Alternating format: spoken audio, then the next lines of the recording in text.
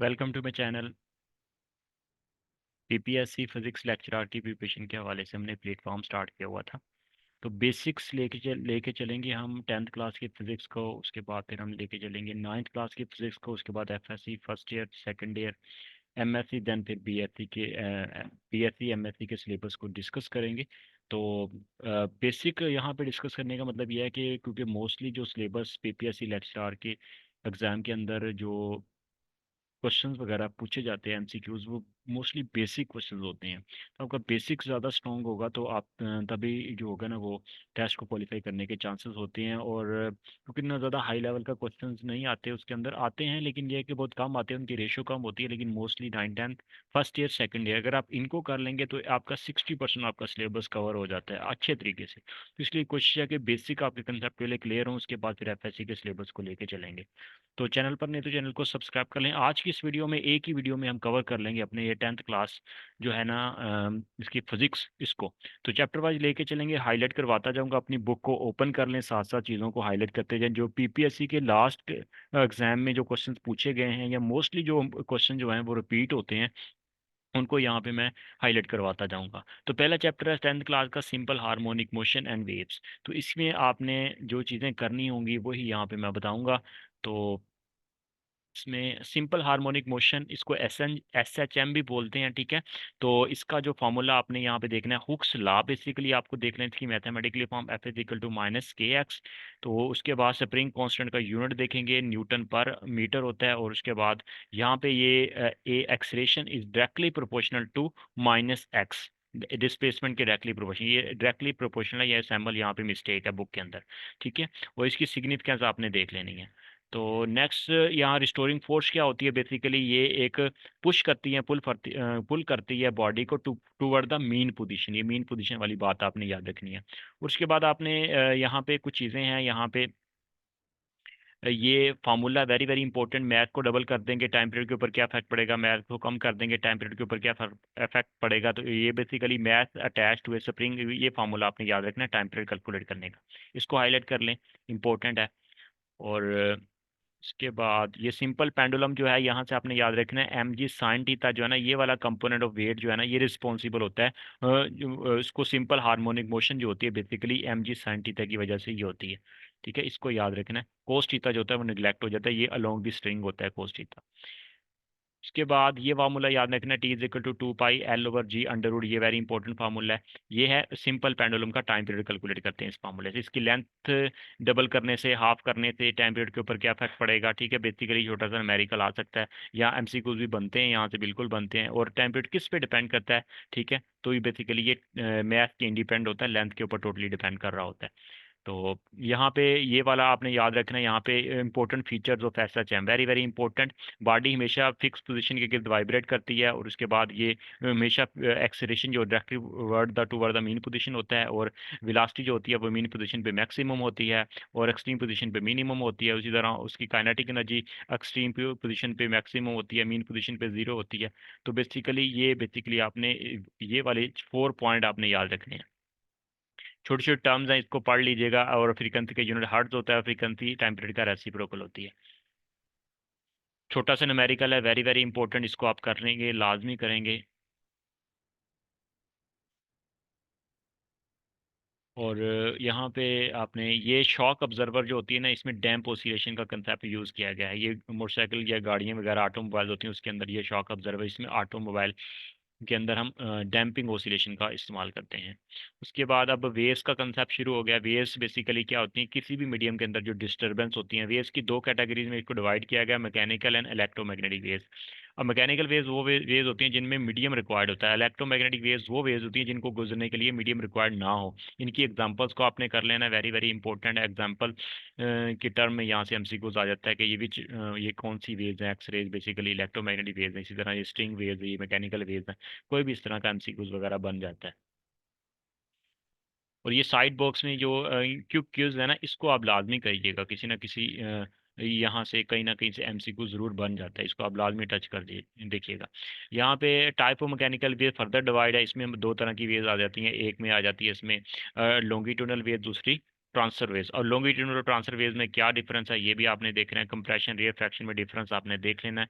ठीक है, कंप्रेशन में जहाँ पे वेव्स जो होती हैं वो क्लोजर होती हैं, और रिफ्रैक्शन में दूर दूर होती हैं।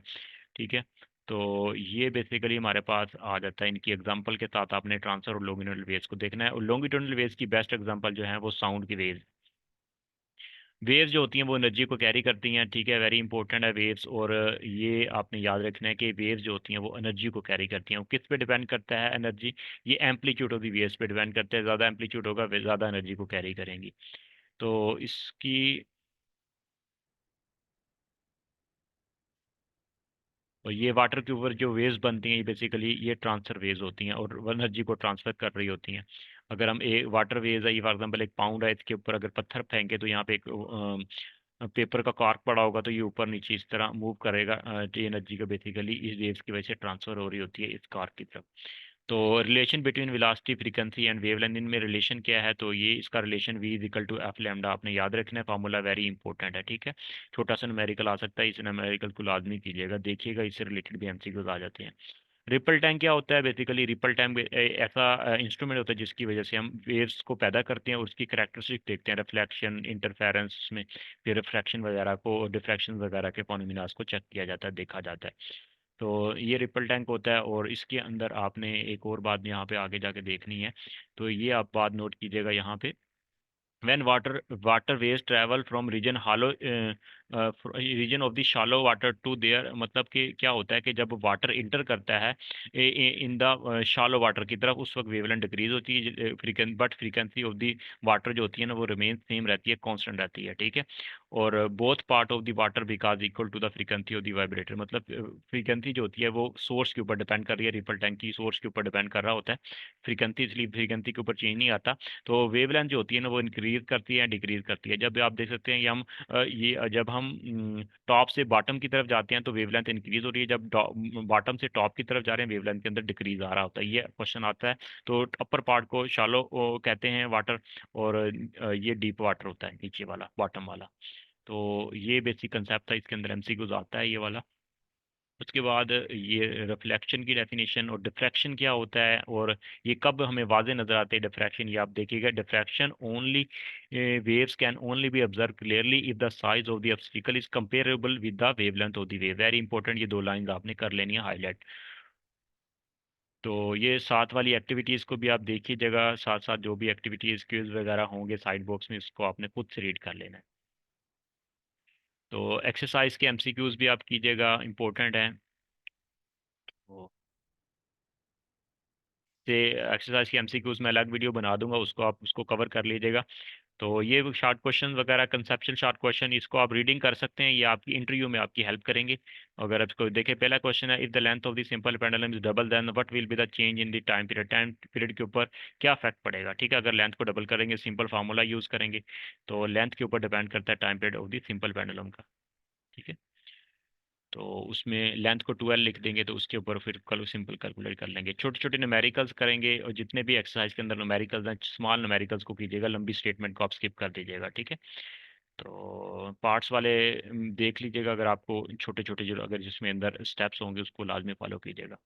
माशाल्लाह से आप इस चीज़ को समझते हैं कि कौन कौन से क्वेश्चन वगैरह किसके कैटेगरी से पूछे जाते हैं, ये छोटी छोटी स्टेटमेंट वाले अक्सर आ जाते हैं। ठीक है, तो बाकी जो होती है साउंड वेव जो होती है ना, बेसिकली साउंड जो है ना ये एनर्जी होती है, साउंड जो है ना ये एनर्जी होती है, इसको आपने लाजमी करना है। ये साउंड की डेफिनेशन साइड बॉक्स में दी हुई है, इसको आपने पढ़ लेनी है। ठीक है, साउंड वेव्स जो होती हैं ये लॉन्गिट्यूडनल वेव्स होती हैं, और ये मीडियम के ऊपर डिपेंड कर रही होती हैं। और लॉन्गिट्यूडनल वेव्स क्योंकि हमारे पास ये मैकेनिकल वेव्स होती हैं, इसलिए हम इनको नाम देते हैं longitudinal nature of the sound waves. ठीक है, इसको आपने कर लेना है। तो उसके बाद कैरेक्टरिस्टिक्स ऑफ साउंड्स को आपने देखना है कि साउंड्स की जो कौन कौन सी कैरेक्टरिस्टिक्स हैं, उसमें लाउडनेस वगैरह आ जाता है, पिच आ जाता है, उसमें क्वालिटी ऑफ साउंड आ जाता है। तो लाउडनेस जो होता है ना बेसिकली इसके ये डिपेंड कर रहा होता है कि ऊंची और मध्यम आवाज़ में फ़र्क होता है, और ये डिपेंड करता है amplitude, area of vibrating body and the distance from the body के ऊपर डिपेंड कर रहा होता है। कैसे कैसे ये डिपेंड करता है आपने इसको देखना है कि डिस्टेंस को इंक्रीज करने से, एरिया को कम ज़्यादा करने से, या एम्पलीट्यूड को कम ज़्यादा करने से क्या क्या इफेक्ट होता है। पिच जो होता है बेसिकली फ्रीक्वेंसी के ऊपर डिपेंड कर रही होती है। और ये बेसिकली हमारे पास मोटी और बारीक आवाज़ में फ़र्क के बारे में बताती है पिच। औरतों की आवाज़ बारीक क्यों होती है, उनकी फ्रीक्वेंसी जो होती है बेसिकली ज़्यादा होती है, ये अक्सर क्वेश्चन भी आप पूछा जाता है इंटरव्यू के अंदर। क्वालिटी ऑफ साउंड का मतलब कि मतलब इसमें दो इक्वल लाउडनेस और पिच के दरमियान जो फ़र्क होता है उसको क्वालिटी ऑफ साउंड का नाम देते हैं। उसकी फिर एग्जांपल्स भी आप दीजिएगा, जैसे गिटार की आवाज़ या पियानो की आवाज़ हो तो वो डिफरेंट होती है, क्वालिटी सेम होती है उनकी, क्वालिटी डिफरेंट होती है, पिच और उनकी लाउडनेस सेम होती है। Intensity of sound very very important. Intensity of sound क्या होता है, इसकी डेफिनेशन आपने याद रखनी है, और इसके साथ इसका unit very important. Last time PPSC के एग्जाम में ये यूनिट इसका पूछा गया था, वाट पर मीटर स्क्वायर। तो इसका यूनिट आपने याद रख लेना, वेरी इंपॉर्टेंट है। और इसके साथ साथ आप फर्दर अगर हम मूव करें तो यहाँ पे आ जाता है साउंड इंटेंसिटी लेवल क्या होता है, इसका आपने फार्मूला लाजमी कर लेना है, बहुत इंपॉर्टेंट है फार्मूला। क्योंकि ये फार्मूला जो है ना, यहाँ पे आपको बताता चलूँ कि ये जो इसका फार्मूला है, intensity level 10 log I over I not, ये इंटेंसिटी लेवल का फार्मूला है। यहाँ से एक छोटा सा न्यूमेरिकल भी बनता है, और यहाँ पे आता है कि इंटेंसिटी लेवल जो है ना, यहाँ पे 1 बेल जो होता है वो 10 डेसिबल की इक्वल होता है, ये आपने याद रखना है, ठीक है। तो 10 उसके बाद 1 बेल 10 डेसिबल की इक्वल होता है, ये एमसीक्यूज आता है, पूछा जाता है, ठीक है। ये 1 bel is equal to 10 decibel. उसी तरह नेक्स्ट अगर हम बात करें, हमारे पास क्वेश्चन इको क्या होता है। Echo basically reflection of sound होता है, इसको रिफ्लेक्शन ऑफ साउंड का भी नाम देते हैं। इको को आवाज़ जो हमारे पहाड़ी मकामात की तरफ जाएं तो ऊंची आवाज़ हम बोलते हैं, तो फिर वो रिफ्लेक्ट होकर वापस सुनाई देती है, उसको इसी को इको कहते हैं। और इको इसके लिए जो मिनिमम यहाँ पे हमारे पास टाइम होता है उसके लिए, सेंसेशन के लिए 0.1 सेकेंड होता है। हम किसी भी चीज़ को सुन सकते हैं, वो बेसिकली समझ सकते हैं, 0.1 सेकेंड टाइम लेते हैं। और उसके बाद फिर बेसिकली ये यहाँ पे हमारे पास डिस्टेंस दिया हुआ है कि हम कितना इको प्रोड्यूस करने के लिए मिनिमम डिस्टेंस कितना होना चाहिए, वो 17 मीटर है ये, ठीक है। और उसी तरह नेक्स्ट अगर हम बात करें, यहाँ पे हमारे पास आ जाता है speed of sound, very important, very very important. Speed of sound किस पे डिपेंड कर रही होती है, और उसके बाद किसके अंदर स्पीड ऑफ साउंड ज़्यादा होती है, किसमें कम होती है, और ये बेसिकली किन कंडीशंस के ऊपर डिपेंड कर रही होती है। यहाँ पे गैसेस, लिक्विड और सॉलिड के अंदर यहाँ पे वैल्यूज़ वगैरह दी हुई डिफरेंट टेम्परेचर के ऊपर। और साथ इसका फार्मूला वही जो हमने वेव्स के अंदर पढ़ा था, V equal to F lambda, यहाँ पे भी वही यूज़ करेंगे। और ये आपने पैराग्राफ लाजमी रीड करना है, ठीक है, क्वेश्चन वगैरह यहाँ से पूछे जाते हैं। और यहाँ पे छोटा सा न्यूमेरिकल इसी फार्मूले को यूज़ किया गया है, और आपने यहाँ पे फ्रीक्वेंसी को कैलकुलेट करना है। तो यहाँ पे फर्दर अगर हम बात करें, हमारे पास नॉइस पोल्यूशन, यहाँ पे आपने एक एमसीक्यूज यहाँ पे आ जाता है। नॉइस पोल्यूशन क्या होता है, इसको आप देख लीजिएगा। वैसे ये 85 to 90 डेसिबल होता है, ये हमारे पास मोस्ट कंट्रीज, ठीक है, ये हमारे पास level of the noise recommended होता है बेसिकली ज़्यादातर कंट्रीज के अंदर, 85 to 90 डेसिबल, ठीक है। तो 8 आवर वर्क डे में ये बेसिकली यही वैल्यू आपने याद रखनी है। और फर्दर मूव करें, इम्पोर्टेंस ऑफ इकोस्टिक्स क्या होता है, इसकी डेफिनेशन आपने रीड कर लेनी है जस्ट। और इसमें हमारे पास ये आपने याद रखनी है, यहाँ पे वैल्यूज़, इसकी डेफिनेशन है, रिवर्बरेशंस की डेफिनेशन होगी यहाँ पे, ठीक है, इसको आपने रीड कर लेना है। तो ये बस रिवर्बरेशंस, मल्टीपल रिफ्लेक्शंस को कहते हैं बेसिकली। तो यहाँ पे अगर हम फर्दर मूव करें तो आउडिबल फ्रीक्वेंसी रेंज क्या होती है, वेरी इंपॉर्टेंट, आउडिबल फ्रीक्वेंसी रेंज। क्योंकि जैसे जैसे एज बढ़ती है ना, तो ये बेसिकली सुनने की सलाहियत कम होती है। ओल्ड पीपल्स की 15,000 ये बेसिकली हमारे पास इसकी होती है सुनने की सलाहियत। और वैसे नॉर्मली 20,000 20 to 20,000 किलो हर्ट्ज तक, 20 किलो हर्ट्ज तक की आवाज़ें सुन सकता है नॉर्मल इंसानी कान। तो ये बेसिकली हमारे पास ऑडिबल फ्रीक्वेंसी रेंज। और उसके बाद अल्ट्रासाउंड्स कौन सी होती हैं, जिनकी फ्रीक्वेंसी की आवाज़ें ऐसी वैसे जिनकी 20 किलो थाउजेंड से ज़्यादा की आवाज़ें को हम अल्ट्रासाउंड का नाम देते हैं। उसका यूजेस आप देख लीजिएगा, वेरी इंपॉर्टेंट है। इसमें आपने याद जो रखना है, उसमें सोनार, सोनार को याद रखना है कि सोनार बेसिकली कौन सी तकनीक होती है समंदर की डेप्थ वगैरह को फाइंड करने के लिए सोनार की। इसका मतलब होता है कि sound navigation and ranging system होता है बेसिकली हमारे पास, सोनार का मतलब ये होता है। तो इसका स्कोप वगैरह यहाँ पे बताया हुआ है, और कहाँ कहाँ पे इसको हम इस्तेमाल कर सकते हैं। तो फर्दर अगर हम बात करें, हमारे पास जो आ जाता है, इसके न्यूमेरिकल्स आपने ये देखने हैं, छोटे छोटे न्यूमेरिकल्स, और साथ एक्सरसाइज के एमसीक्यूज को रीड आउट कर लेना है, ठीक है। और ये क्वेश्चन वगैरह देख लीजिएगा, छोटी छोटी स्टेटमेंट वाले, यहाँ पे कंसेप्ट छुपा हुआ है इसके अंदर, ठीक है। ये न्यूमेरिकल देखिएगा, ये सेकंड न्यूमेरिकल वेरी इंपॉर्टेंट है, फर्स्ट वाला थोड़ा लेंथी है, सेकंड वाला कर लीजिएगा। इस तरह ये 11.4 4। ठीक है, ज़रूरी नहीं है कि ये सेम टू सेम एमसीक्यूज वगैरह, ये न्यूमेरिकल वगैरह इस तरह के बन के आएंगे एमसीक्यूज इन छोटे छोटे न्यूमेरिकल, लेकिन इनसे रिलेटेड बन सकते हैं। ठीक है, इस तरह के अब न्यूमेरिकल्स आप सॉल्व करेंगे छोटे छोटे न्यूमेरिकल, तो उससे आपके कंसेप्ट बनेंगे, और उन हो सकता है कुछ सिनेरियो कुछ और हो, स्टेटमेंट कुछ और हो, लेकिन फार्मूले वही यूज़ होंगे। ठीक है, इससे आपकी प्रैक्टिस होगी, तो ये आपके न्यूमेरिकल्स आपकी हेल्प करेंगे। ठीक है, अभी नेक्स्ट चैप्टर की बात करते हैं, रिफ्लेक्शन ऑफ लाइट की बात कर लेते हैं। यहाँ पे हम बात कर रहे हैं कि इसके अंदर हमारे पास रिफ्लेक्शन ऑफ लाइट में यहाँ पे आपने इसके लॉज को देख लेना है कि ये सेम प्लेन के ऊपर लाई करती हैं, इंसिडेंट, नॉर्मल और यहाँ पे रिफ्लेक्टेड रे, और उसके बाद यहाँ पे दोनों का एंगल सेम होता है, इंसिडेंट और नॉर्मल का। ये लॉज ऑफ रिफ्लेक्शन है। साइड बॉक्स पढ़ लीजिएगा, वेरी इंपॉर्टेंट। ये लाइट के वो अबाउट जो लाइट की हिस्ट्री है, बेसिकली न्यूटन ने और यंग थॉमस ने क्या कहा था, उसकी हिस्ट्रीज वगैरह, लाइट पार्टिकल है या नेचर, पार्टिकल नेचर है या वेव नेचर, तो उनके बारे में था।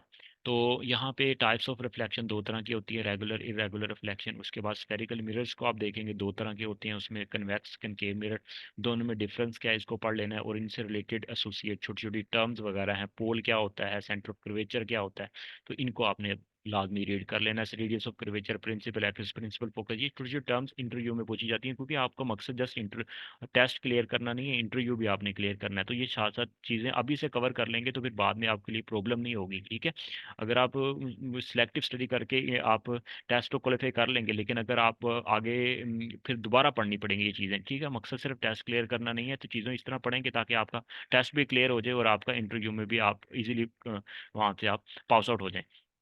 छोटी छोटी टर्म्स का कंसेप्ट आप सीखेंगे, देखेंगे, और इसके बाद ये यहाँ से क्वेश्चन बनता है कि कन्वेक्स मिरर कनकेव मिरर में क्या बेसिकली डिफरेंस है, ये भी क्वेश्चन बनता है। और यहाँ से ना आगे जाके इमेज से रिलेटेड आता है कि ये इन्वर्टेड बनेगा, रियल बनेगा या फिर इमेजिनरी बनेगा, तो वो सारा ये लेंथ मिरर फार्मूला, इसको आप देखिएगा, मिरर फार्मूले को, ये फार्मूला आगे काम आएगा। और यहाँ पे फोकल लेंथ नेगेटिव किसकी होती है और पॉजिटिव किसकी होती है, कनकेव मिरर की पॉजिटिव होती है, कन्वेक्स मिरर की नेगेटिव होती है। जस्ट ये लास्ट वाला फोकल लेंथ आप याद रखिएगा, यही मोस्टली पूछा जाता है। और उसके बाद अगर हम बात करें, ये छोटे छोटे न्यूमेरिकल्स हैं, वही फार्मूला मिरर फार्मूला यूज़ किया गया है। रिफ्रैक्शन ऑफ लाइट जो होती है, इसमें बेसिकली ये इसमें फ्रीक्वेंसी चेंज नहीं होती, ये आपने याद रखना है, वेरी इंपॉर्टेंट बात है। और इसमें आप देख सकते हैं कि इंसिडेंट रे, ये नॉर्मल रे, और उसके बाद ये रिफ्लेक्टेड रे। जब रेयर मीडियम से डेंसर मीडियम में लाइट रे जाती है, तो उस वक्त नॉर्मल पास से रे जो होती है वो जो होती है वो नॉर्मल की तरफ बेंड हो जाती है, जहाँ पे देख रहे हैं। जब वो डेंसर मीडियम से रेयर मीडियम में जाती है, तो वो फिर क्या होती है, वो नॉर्मल से अवे जाती है। ठीक है, ये आपने बात याद रखनी है, डिफरेंस है ये। ठीक है, तो ये बेसिकली रिफ्रैक्शन है। ठीक है, लाइट जो होती है ना, वो अपने नॉर्मल पास से बेंड हो जाती है। तो फर्दर अगर हम देखें चीज़ों को,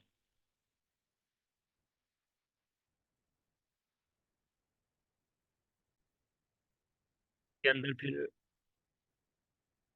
ये देख सकते हैं, ये टेबल आपने ये लाजमी करना है कि रिफ्रैक्टिव इंडेक्स की वैल्यू यहाँ पे डिफरेंट सब्सटेंस की दी हुई है, वाटर की, आइस की, एयर की, आपने याद रखना है। ठीक है, डायमंड की भी अक्सर पूछी जाती है, ये कांस्टेंट वैल्यूज हैं, आती है एमसीक्यूज वगैरह यहाँ से। जिस तरह हमने रिफ्लेक्शन के लॉज देखे थे, इसी तरह लॉज ऑफ रिफ्रैक्शन भी हैं, इसको भी आप देख लीजिएगा, वेरी इंपॉर्टेंट है। और उसके बाद स्नेल्स लॉ की स्टेटमेंट आपने याद रखनी कि क्या होता है, और speed of light in medium क्या होती है, और इसके बाद ग्लास के अंदर क्या होती है, किसी भी और यहाँ पे एयर के अंदर स्पीड ऑफ लाइट 3 × 10⁸ होती है, और किसी भी मीडियम में जब स्पीड ऑफ लाइट होगी वो कम होगी। ठीक है, यहाँ पे वाटर के अंदर बताई गई है 2.3 × 10⁸ ठीक है, और ग्लास के अंदर 2 × 10⁸ ये वैल्यू दी हुई है, इसको आपने याद रखना है। और इसी को रिफ्रैक्टिव इंडेक्स कहते हैं कि किसी, ये बेसिकली हमारे पास इसको डिफाइन कैसे करेंगे, बहुत इंपॉर्टेंट कॉमन क्वेश्चन अक्सर पूछा जाता है। रिफ्रैक्टिव इंडेक्स क्या होता है कि speed of light in air and speed of light in medium, तो सी इस एयर के अंदर सी से रिप्रेजेंट करते हैं, और मीडियम के अंदर वी से रिप्रेजेंट करते हैं, दोनों हमारे पास बेसिकली ये स्पीड है, तो इसका कोई यूनिट नहीं होता रिफ्रैक्टिव इंडेक्स का। तो ये वैल्यू याद रखिएगा, छोटे छोटे न्यूमेरिकल्स, आप, मैं बार बार रिपीट कर रहा हूँ, अक्सर न्यूमेरिकल्स टाइप क्वेश्चंस भी पूछे जाते हैं, एमसीक्यूज वगैरह। तो ये total internal reflection very important है, इसकी 2 कंडीशंस आपने याद रखनी है। और बेसिकली यहाँ पे हमारे पास क्या हो रहा है कि इंसिडेंट, ये रिफ्रैक्टेड रे है। ठीक है, तो ये ग्लास डेंसर मीडियम से रेड मीडियम में जाएंगे तो नॉर्मल से अवे जाएगा, और ये आपको मैंने बताया था। ठीक है, और यहाँ पे टोटल इंटरनल रिफ्लेक्शन की 2 कंडीशंस आपने याद रखनी है। और ये डेंसर मीडियम से रेयर मीडियम में बेसिकली हमारे पास लाइट रे इंटर होती है और angle of incident critical angle से बड़ा ना हो। ये क्वेश्चन दो बेसिकली हमारे पास इस तरह की स्टेटमेंट्स हैं इसकी कंडीशंस। और ये हमारे पास क्रिटिकल एंगल ऑफ वाटर पूछा गया 48.8 होता है, ये आपने वैल्यू याद रखनी है, कांस्टेंट वैल्यू आपने याद रखनी है। उसके बाद इसका बेसिकली यहाँ पे आगे आ जाता है कि हमारे पास application of total internal reflection, ये बेसिकली इसके प्रिज्म के अंदर इस्तेमाल करके, और इसके बाद बाइनोकुलर में इसमें ये दूरबीन वगैरह में इस्तेमाल करते हैं, और बेसिकली ये सारी चीज़ें आ जाती हैं इसके अंदर, ठीक है। और ये फाइबर ऑप्टिक्स के अंदर ये टेलीकम्युनिकेशन वगैरह सिस्टम फर्दर ये टोटल इंटरनल रिफ्लेक्शन का इसके अंदर इस्तेमाल किया गया, क्योंकि अगर वैसे हम लाइट को इंटर करते हैं तो बेसिकली वहाँ पे फिर एनर्जी का लॉसेस वगैरह होता है और हमारा सिग्नल के अंदर डिस्टॉर्शन वगैरह आती है। लाइट पे आप लाइट पाइप की बात करें तो ये बेसिकली मेडिकल के अंदर इसका इस्तेमाल किया जाता है। इसके अंदर भी टोटल इंटरनल रिफ्लेक्शन का ही काम है।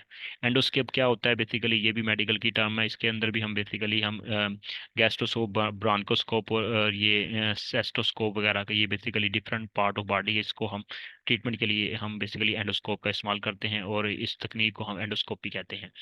और ये बेसिकली हमारी बॉडी के अंदर ये पाइप भेजा जाता है और ऑर्गन वगैरह को चेक किया जाता है, और जहाँ पे भी हो उसको हम वहाँ से फाइंड आउट कर लेते हैं जो भी प्रॉब्लम वगैरह होती है बॉडी के अंदर।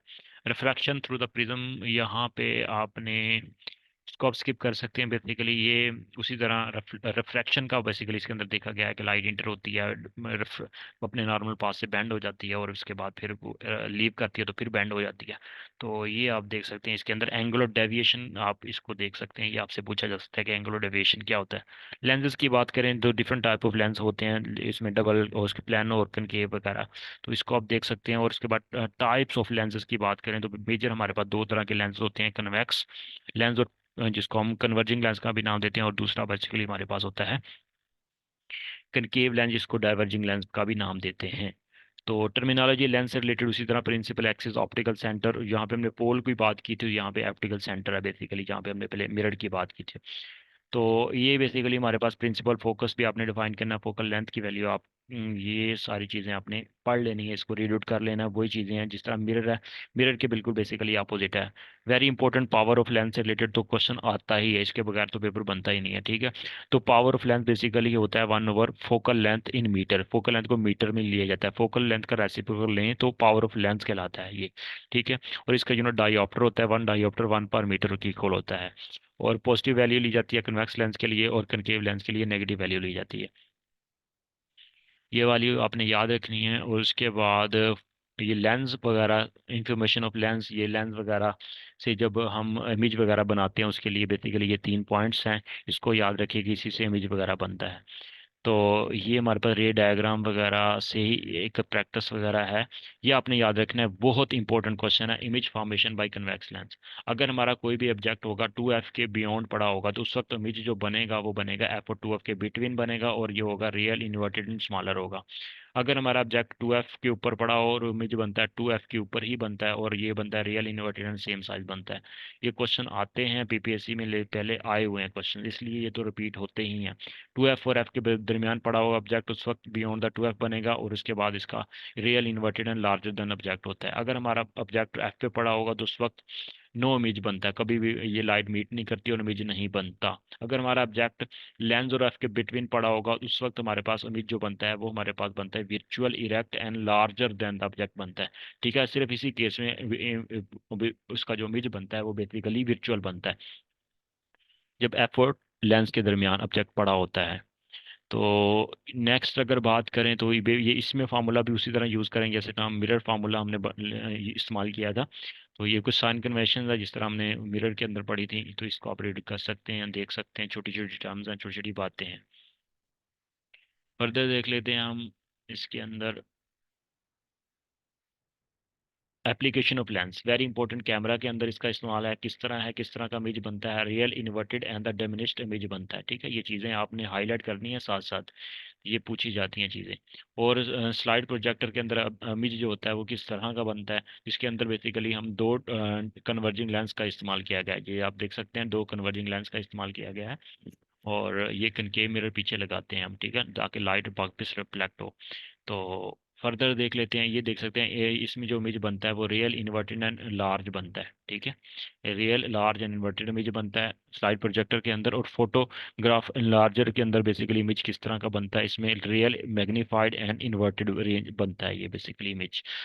तो इसी तरह सिंपल माइक्रोस्कोप की बात करें तो ये बेसिकली किस लिए काम आती है, इसका यूज़, इसका देख लीजिएगा इसका इस्तेमाल। तो इसके अंदर बेसिकली एक सिंपल कन्वेक्स लेंस होता है, उसी को हम नाम देते हैं सिंपल माइक्रोस्कोप का नाम देते हैं। सिंपल कन्वेक्स लेंस जो होता है इसके अंदर यूज़ होता है, इसी को सिंपल माइक्रोस्कोप का नाम देते हैं। और नियर पॉइंट की वैल्यू होती है 25 सेंटीमीटर होती है, ये आपने वैल्यू याद रखनी है, बहुत बार रिपीट हुआ है क्वेश्चन। उसी तरह इसकी मैग्निफिकेशन का फार्मूला क्या होता है सिंपल माइक्रोस्कोप का, m = 1 + d/f होता है। रिजॉल्विंग पावर क्या होती है, रिजॉल्विंग पावर की आपने डेफिनेशन याद कर लेनी है। और इसी तरह आपने इस कंपाउंड माइक्रोस्कोप के पार्ट्स को देख लेना है। बेसिकली इसके अंदर दो तरह के लेंस यूज हम इस्तेमाल करते हैं, ठीक है। इसमें हमारे पास ऑब्जेक्टिव लेंस होता है और हमारे पास होता है आई पीस होता है। ऑब्जेक्टिव और आई पीस की जो कैरेक्टरिस्टिक्स हैं वो यहाँ पे दी हुई हैं, पॉइंट्स के फॉर्म में इसको आप रीड करेंगे और उसके बाद आप देखेंगे इसकी मैग्निफिकेशन की वैल्यू, ठीक है। m = यहाँ पे L/f0 × 1 + d/f e, ठीक है। f0 ऑब्जेक्टिव लेंथ की फोकल लेंथ और आई पीस की फोकल लेंथ है बेसिकली ये F0 और FE। तो यहाँ पे एक और चीज़ यहाँ पे मैं आपको बताता चलूँ कि जो इमेज बनता है यहाँ पे, एक तो यहाँ पे रिफ्लेक्शन वगैरह होगी, यहाँ पे इमेज बनेगा और उसके बाद फिर फाइनल इमेज यहाँ पे बनेगा। तो यहाँ ये एक यहाँ पे इमेज बनेगा, दूसरा यहाँ पे बनेगा, ये वाला पॉइंट, ठीक है। ये वाले R और S पॉइंट पे बेसिकली इमेज बनता है। अब ये हमारे पास फर्स्ट इमेज बनता है, यहाँ पे हमारे पास फाइनल इमेज बनता है। अब यही आपसे क्वेश्चन पूछेगा फर्स्ट इमेज कहाँ कैसा बनता है और फाइनल इमेज का कैसा बनता है, या पैराग्राफ को रीड करेंगे और ये सारी चीज़ें आपको यहीं पे मिल जाएंगी, ठीक है। जैसा कि यहाँ पे आप देख सकते हैं, ठीक है। तो ये देखिए फाइनल इमेज बनता है, ये फाइनल इमेज की बात कर रहे हैं ना, इसके अंदर यही आप इसको रीड करेंगे। तो यूज़ इसका आप देख लीजिएगा। टेलीस्कोप क्या होती है, टेलीस्कोप के अंदर कौन सा हम यूज़ करते हैं, रिफ्रैक्टिंग टेलीस्कोप। बेसिकली इसमें दो कन्वर्जिंग लेंस का इस्तेमाल किया जाता है। और इसमें किस तरह इसमें जो इमेज बनता है वो basically real image of the distant object का बनता है, और ये इसका इस्तेमाल है। और इसकी भी मैग्निफिकेशन का फार्मूला देखेंगे, m = F0/FE, ठीक है। ये आपने इसका मैग्निफिकेशन का फार्मूला देख लेना, वेरी इंपॉर्टेंट है।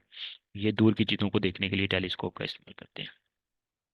पहली टेलीस्कोप गलीलियो ने बनाई थी, ये भी आप साथ साथ याद रखिएगा।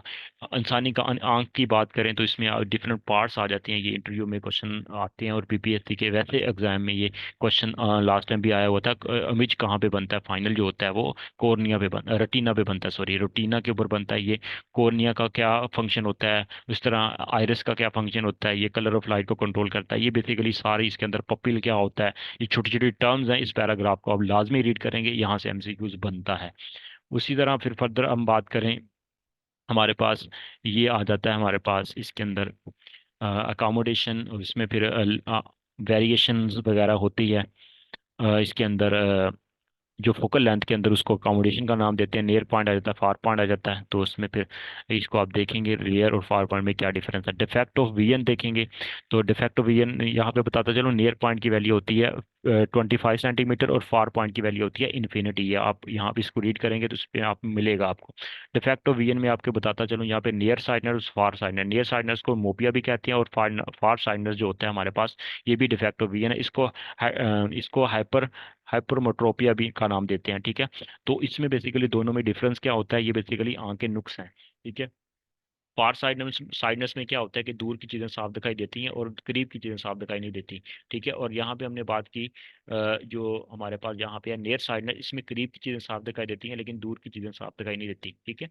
सम people can not be distant object clearly without aid of the spectacles. तो ये बेसिकली हमारे पास यहाँ पे था कि ऐनक के बगैर उसको दूर की चीज़ें नहीं देख सकते, ठीक है। तो ये बेसिकली दोनों में डिफरेंस है। तो ये डिफेक्ट्स ऑफ हैं। और इसमें अगर मैं आपको बताता चलूँ कि इसमें हम कैसे इसको करेक्ट करते हैं, तो नियर नियर साइडनेस को हम करेक्ट करते हैं बाय यूजिंग दी कौन सा लेंस यूज करते हैं, इसके अंदर डाइवर्जिंग लेंस का इस्तेमाल किया जाता है, ठीक है। ये आपने याद रखना है। और फार साइडनेस के लिए आपने कौन सा लेंस यूज करना है, इसके लिए आपने कन्वर्जिंग लेंस का इस्तेमाल किया जाता है। ये आपने याद रखना है, इसकी करेक्टनेस इसको कहते करते हैं, ठीक है। ये आपने सारी चीज़ें देख लेनी है। उसके बाद एक्सरसाइज की बात करूँ तो आपने उसी तरह छोटे छोटे न्यूमेरिकल्स को करना है, और एक्सरसाइज के न्यूमेरिकल्स को आपने एमसीक्यूज को आपने कर लेना है, ठीक है। तो कहीं पे भी कोई प्रॉब्लम होगी, कन्फ्यूजन होगी, तो आपने मुझे लाजमी बताना है, कमेंट सेक्शन में कमेंट करके बताना है, ठीक है। तो इंशाल्लाह जो भी क्यूरीज वगैरह होंगी उनको मैं सॉर्ट आउट कर दूंगा। तो फर्दर बात करें और हमारे पास आ जाता है इलेक्ट्रोस्टैटिक्स। तो इलेक्ट्रोस्टैटिक्स क्या होता है, वेरी बेसिकली ये रेस्ट चार्जेस की स्टडी का नाम दिया जाता है इलेक्ट्रोस्टैटिक्स को। तो इसमें अगर हम बात करूँ कौन कौन सी चीज़ें इंपॉर्टेंट है, कौन कौन सी चीज़ें आपने करनी है, तो उनमें फिर आ जाती हैं चीज़ें। Production of electric charges, charges दो तरह के होते हैं, और ये बेसिकली फ्रिक्शन से चार्जेस वगैरह एक दूसरे में मटेरियल से ट्रांसफर होते हैं। Plastic rubbed with the fur and the glass rod rubbed with the silk attract, ये बेसिकली यहाँ एक्सपेरिमेंट वगैरह किए हैं। सिमिलर चार्जेस रिपेल करते हैं, अपोजिट चार्जेस अट्रैक्ट करते हैं। एक्टिविटीज वगैरह हैं सिंपल, क्वेश्चन वगैरह यहाँ से चार्जेस वगैरह जनरेट होते हैं बेसिकली। तो ये आपने याद रखनी है, इसकी छोटी सी कंक्लूजन एक्टिविटीज़ का, इसको आपने याद रखना है। बेसिक प्रॉपर्टीज ऑफ चार्जेस हैं तो आपने याद रखना है। यहाँ लास्ट वाला पॉइंट वेरी इंपॉर्टेंट है, repulsion is the short test of the charge on a body, very important, repulsion देता है, ठीक है। तो ये शॉर्ट टेस्ट चार्ज होता है, ये रिपल्शन देता है, ये आपने बात याद रखनी है। और फर्दर बात करें इलेक्ट्रोमैग्नेटिक इंडक्शन क्या होता है, इसको आपने देख लेना बेसिकली। इसकी डेफिनेशन में अगर बताता चलूँ तो आपने इसकी डेफिनेशन कहाँ से करनी है, वो दी हुई है यहाँ पे, ठीक है। ये किसी भी चार्ज शुदा बॉडी की मौजूदगी में किसी इंसुलेटर या कंडक्टर के एक एंड के ऊपर पॉजिटिव, दूसरे एंड के ऊपर नेगेटिव चार्ज आ जाए, उस प्रोसेस को इलेक्ट्रोस्टैटिक इंडक्शन का नाम देते हैं। चार्ज को कैसे डिटेक्ट करते हैं, चार्ज को डिटेक्ट करने के लिए हम एक गोल्ड फॉयल इलेक्ट्रोस्कोप बनाते हैं, सेंसिटिव इंस्ट्रूमेंट होता है जिससे चार्ज को डिटेक्ट करते हैं। इसका फंक्शन वगैरह आ गया है, ये एमसीक्यू बन सकता है, पूछा भी जा सकता है। और ये इसकी बेसिकली कंस्ट्रक्शन है, उसमें फिर एल्यूमिनियम ग्राउंड, ये ब्रास ग्रोड होती है, यहाँ पे पित्तल की वगैरह की बेसिकली डिस्क होती है, इसको आपने देख लेना है, ठीक है। और रीडिंग कर लीजिएगा फर्दर इन्फॉर्मेशन के लिए। लेकिन फंक्शन इसका है डिटेक्ट ऑफ द चार्जिंग है, इसका चार्ज को डिटेक्ट करता है बेसिकली। तो ये बेसिकली किस तरह पॉजिटिव नेगेटिव और इंसुलेटर वगैरह के अंदर डिफरेंशिएट करता है ये वाली डिवाइस, ठीक है। इसकी प्रॉपर फंक्शन है। Coulomb's law very important, Coulomb's law military engineer था कोलम, ठीक है, फ्रेंच ये था, साइंटिस्ट था। और इसने बेसिकली एक चार्जेस के दरमियान एक फंडामेंटल लॉ दिया था। उसी लॉ को कोलम्स लॉ का नाम देते हैं। और इसका जो फार्मूला की अगर मैं बात करूँ तो F is equal to K Q one Q two divide by R square, charges की मैग्नीट्यूड के डायरेक्टली प्रोपोर्शन, उनके दरमियान जो डिस्टेंस है उसके इन्वर्सली प्रोपोर्शन, ठीक है। ये लॉ है कूलम्स लॉ। और यहाँ पे Q one Q two charges है, R is the distance between the charges है बेसिकली। और यहाँ पे के जो है ना ये कांस्टेंट है, इसकी वैल्यू होती है 9 मल्टीप्लाई 10 की पावर 9 मीटर मीटर स्क्वायर पर column square. Very important value है, ये आपने याद रखनी है। और ये जो कॉलम लॉ के कुछ यहाँ पे लिमिटेशंस हैं, और ये सिर्फ स्मॉल चार्जेस के लिए ही के ऊपर ही एप्लीकेबल है कॉलम लॉ, ठीक है। कॉलम लॉ से रिलेटेड छोटा सा न्यूमेरिकल है, यहाँ चार्ज की वैल्यू या आर की वैल्यू या एफ की वैल्यू आपसे पूछी जा सकती है शॉर्ट क्वेश्चन की टर्म में, या शॉर्ट क्वेश्चन का मतलब कि इंटू यू की टर्म में, या फिर आपसे वहाँ से एमसीक्यूज वगैरह आ जाता है। तो फर्दर बात करें हमारे पास ये इलेक्ट्रिक फील्ड क्या होता है, कि चार्ज के अराउंड जो इसकी जो फील्ड होती है, स्ट्रेंथ होती है, उसको इलेक्ट्रिक फील्ड का नाम देते हैं बेसिकली। तो इलेक्ट्रिक फील्ड इंटेंसिटी को हम फोर्स पर यूनिट चार्ज का नाम देते हैं, ये डेफिनेशन है इसकी। और यही इसकी मैथमेटिकली फॉर्म है, ये वेक्टर क्वांटिटी होती है, याद रखना है आपने, वेक्टर क्वांटिटी होती है, इसका यूनिट होता है न्यूटन पर कूलम। और इसको अगर मजीद यहाँ से फोर्स को कैलकुलेट करना हो तो फार्मूला बन जाएगा क्यू ई बन जाएगा, ठीक है। और ये वेक्टर वेक्टर क्वांटिटी होती है, इसकी डायरेक्शन किस तरफ होती है, फोर्स की डायरेक्शन में होती है, ये अपनी बात याद रखनी है। इलेक्ट्रिक फील्ड इंटेंसिटी की डायरेक्शन होती है फोर्स की डायरेक्शन में, ठीक है, फोर्स की डायरेक्शन में जिस तरफ फोर्स लग रही होती है बेसिकली। इलेक्ट्रिक फील्ड लाइंस का कंसेप्ट माइकल फैराडे ने दिया था, ये आपने बात याद रखनी है, माइकल फैराडे ने दिया था इलेक्ट्रिक फील्ड लाइंस का कंसेप्ट, ठीक है। वेरी इंपॉर्टेंट बात है, इलेक्ट्रिक फील्ड को इलेक्ट्रिक लाइंस की शक्ल में जाहिर करने को हम इलेक्ट्रिक फील्ड लाइंस का नाम देते हैं, इसका कंसेप्ट माइकल फैराडे ने दिया था। पॉजिटिव इलेक्ट्रिक फील्ड जो होती है, पॉजिटिव चार्ज जो होता है वो बेसिकली इलेक्ट्रिक फील्ड को आउटवर्ड डायरेक्शन में, ये आउटवर्ड डायरेक्शन में होती हैं, और नेगेटिव चार्ज की electric field lines inward direction में होती हैं, ये अपने पास याद रखनी है। और उसके बाद इलेक्ट्रिक पोटेंशियल क्या होता है, बेसिकली इसका फार्मूला होता है V is equal to W over Q, work done पर unit charge is known as electric potential. ये बेसिकली हमारे पास फार्मूला है इलेक्ट्रिक पोटेंशियल का। और यहाँ पे इसका यूनिट होता है जूल पर coulomb which is equal two volt, और वोल्ट की डेफिनेशन यहाँ पे दी हुई है, ठीक है, इसका यूनिट वोल्ट होता है। और यहाँ पे आपने साइड बॉक्स को लाजमी रीड करना है, ठीक है ना। और ये देखें, ये छोटी छोटी एप्लीकेशन वगैरह दी हुई हैं, आप ये आपने रीडिंग करनी है, ठीक है। पहले वीडियो ऑलरेडी लेंथी हो रही है, और लेकिन ये साइड बॉक्स का आपने रीड कर लेना जो मैं बताता जा रहा हूँ आपको, ठीक है। और इसके बाद ये वेरी इंपॉर्टेंट है, इसको आपने नहीं छोड़ना, ये बहुत इंपॉर्टेंट है बेसिकली। ये वाला जो है ना, ये पिंजरे के अंदर जो न्यूटन ये वाला जो था, फैराडे केज था ना, फैराडे का पिंजरा, बेसिकली इसके अंदर बैठ गया था, और बाहर से उसको झटके वगैरह देते थे, तो यहाँ पे अंदर उसको कोई भी महसूस नहीं होता था, उसको कोई भी करंट वगैरह नहीं लगता था, कोई इफेक्ट नहीं होता था, ठीक है। बेसिकली ये फैराडे केज था इसके अंदर, ठीक है, क्योंकि अंदर फील्ड रीजन जीरो था, इस वजह से फील्ड नहीं थी अंदर कुछ भी। तो ये बेसिकली हमारे पास वेरी इंपॉर्टेंट है, बहुत फेमस ये वाला जो था एक्सपेरिमेंट किया था फैराडे ने। कैपेसिटर वाला टॉपिक बहुत इंपॉर्टेंट है। कैपेसिटेंस क्या होती है? बेसिकली कैपेसिटर चार्ज को स्टोर करता है, चार्जेस को स्टोर करता है, और कैपेसिटेंस होती है चार्ज स्टोर करने की एबिलिटी को कैपेसिटेंस का नाम देते हैं। किस पे डिपेंड करता है कैपेसिटर? कैपेसिटर बेसिकली उनकी प्लेट्स के ऊपर चार्जेस जो होते हैं ना वो स्टोर होते हैं, ठीक है, ये आपने याद रखना है। उनके दरमियान फील्ड होती है, पोटेंशियल होता है दो प्लेट्स के दरमियान। इसका फार्मूला जनरल देख लें, Q is equal to C V. यहाँ पे सी कैपेसिटेंस को रिप्रेजेंट करेंगे और Q over V basically capacitance का फार्मूला बन जाएगा। और इसका यूनिट होता है फैरड, और फैरड बेसिकली हमारे पास चार्ज पर कोलम पर वोल्ट होता है, कूलम पर वोल्ट होता है, सॉरी, चार्ज का यूनिट होता है हमारे पास कूलम और नीचे वोल्ट। कूलम पर volt is the unit of farad, और ये कैपेसिटेंस का यूनिट होता है which is equal to farad.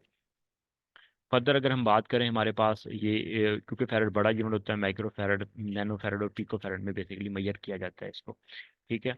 और कैपेसिटर बेसिकली आगे फिर इसकी कम्बिनेशन आ जाते हैं, कैपेसिटर को सीरीज कम्बिनेशन में जोड़ते हैं और उसके बाद पैरेलल कम्बिनेशन में जोड़ा जाता है कैपेसिटर को। कैपेसिटर की कैपेसिटेंस किन किन फैक्टर पर डिपेंड करते हैं? Area of plate, distance between the plate, type of insulator use between the plates, very very important ये आती है, क्वेश्चन वगैरह यहाँ से बनते हैं। अगर आपको बताता चलूँ यहाँ से और कौन कौन सा क्वेश्चन बनता है, कैपेसिटर इन पैरेलल प्लेट, कि पैरेलल प्लेट में जो कैपेसिटर को अगर जोड़ा जाए, पैरेलल सर्किट में जोड़ा जाए, तो उस वक्त चार्ज जो होते हैं ना वो बेसिकली हमारे पास डिवाइड हो जाते हैं, और हमारे पास जो पोटेंशियल की वैल्यू होती है वो सेम रहती है। ये क्वेश्चन पूछा जाता है, ठीक है। चार्ज डिवाइड होते हैं पैरेलल के केस में, और पोटेंशियल जो होते हैं वो सेम रहते हैं, ठीक है। और इसका जो रिजल्ट आता है यहाँ पे आप देख सकते हैं, ये हमारे पास इक्विवेलेंट कैपेसिटेंस की वैल्यू है। ये हमें क्या बताती है, ये आपने याद रखनी है कि हमारे पास जो इक्विवेलेंट कैपेसिटेंस होती है ना पैरेलल कॉम्बिनेशन में, उस वक्त उसकी वैल्यू हमेशा ग्रेटर देन होती है। अगर किसी भी अलग अलग कैपेसिटेंस की वैल्यू को देखें तो उससे हमेशा इक्विवेलेंट की वैल्यू ज़्यादा ही होगी पैरेलल के केस में।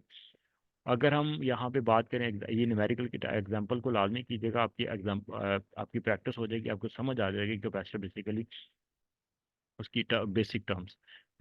ये कैपेसिटर इन सीरीज के केस में अगर हम बात करें तो यहाँ पे बिल्कुल उल्टा हो जाता है। यहाँ पे हमारे पास चार्जेस जो होते हैं वो बेसिकली सेम रहते हैं, चार्जेस सेम रहते हैं, और पोटेंशियल की वैल्यू जो होती है वो डिवाइड हो जाती है।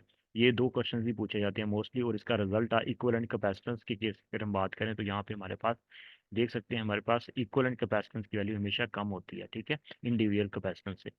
तो ये बेसिकली इससे रिलेटेड न्यूमेरिकल है, और ये आपकी अंडरस्टैंडिंग के लिए, साथ साथ आपने सीरीज और पैरेलल कॉम्बिनेशन को देख लेना। डिफरेंट टाइप ऑफ कैपेसिटर की अगर हम बात करें तो इसमें हमारे पास फिर डिफरेंट टाइप्स आ जाते हैं, बेसिकली डिपेंड करता है डाइलेक्ट्रिक मीडियम के तौर पर, कि हम कैपेसिटर की प्लेट के दरमियान कौन सा मीडियम हम यूज़ कर रहे हैं, डाइलेक्ट्रिक मीडियम उसके ऊपर डिपेंड करता है। और इसके बाद पेपर कैपेसिटर, मीका कैपेसिटर, इनको आपने रीड कर लेना। बेसिक डिफरेंस क्या होता है वो मैंने आपको बता दिया कि ये बेसिकली डाइलेक्ट्रिक के ऊपर डिपेंड कर रहा होता है। और ये मीका कैपेसिटर वगैरह आ जाता है। उसके बाद ये गैंग कैपेसिटर यहाँ पे यूज़ किया जाता है। गैंग कैपेसिटर एक वेरिएबल कैपेसिटर होता है बेसिकली हमारे पास, ठीक है।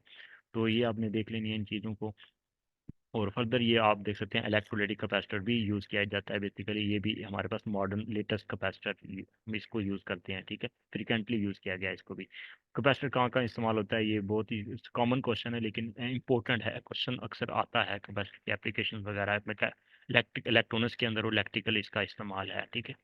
और उसके बाद एप्लीकेशन ऑफ इलेक्ट्रोस्टैटिक, जो हमारा चैप्टर था इलेक्ट्रोस्टैटिक, उसकी एप्लीकेशंस क्या हैं? बेसिकली रेस्ट चार्ज की स्टडी थी। एक तो हम इलेक्ट्रोस्टैटिक एयर कंडीशनर के तौर पर इस्तेमाल करते हैं, बेसिकली जो भी डस्ट पार्टिकल्स होते हैं उसको हम बेसिकली एयर से रिमूव वगैरह कर लेते हैं, ठीक है। ये बेसिकली सारा फंक्शन होता है, ठीक है, इस तरह। और दूसरा क्या है, इससे हम कोई भी हमारे पास पेंट वगैरह करना होता है तो इलेक्ट्रोस्टैटिक पाउडर पेंटिंग के लिए इस्तेमाल करते हैं, कि हम एक बॉडी को जिसके ऊपर पेंट करना होता है उसको चार्ज दे देते हैं, और जिस जो पेंट करना होता है उसके ऊपर अपोजिट चार्ज दे देते हैं, इसलिए उसके ऊपर जाके स्टक हो जाता है, ठीक है। ये स्टिक, और इस तरह बेसिकली ये स्मूथ इसके ऊपर पेंट वगैरह हो जाता है। बेसिकली ये पाउडर, ये हम पाउडर पेंटिंग के लिए इस्तेमाल करते हैं, ठीक है। तो इसकी हम एक्सरसाइज की अगर ये बाकी आ गई चीज़ें इनको आप स्किप कर सकते हैं, ठीक है। साइड बॉक्स वाली चीज़ें पढ़ लीजिएगा। बाकी समरी में आपने कुछ भी नहीं करना, या आप देख सकते हैं यहाँ मल्टीपल चॉइस को आपने पढ़ लेना है सारा।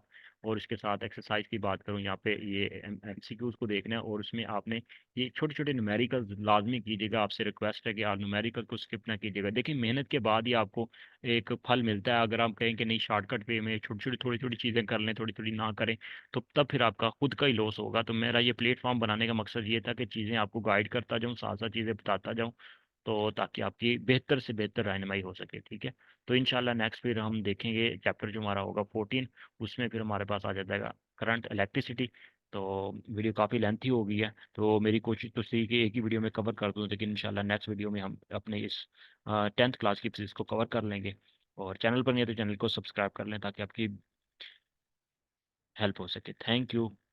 God bless you. All the best.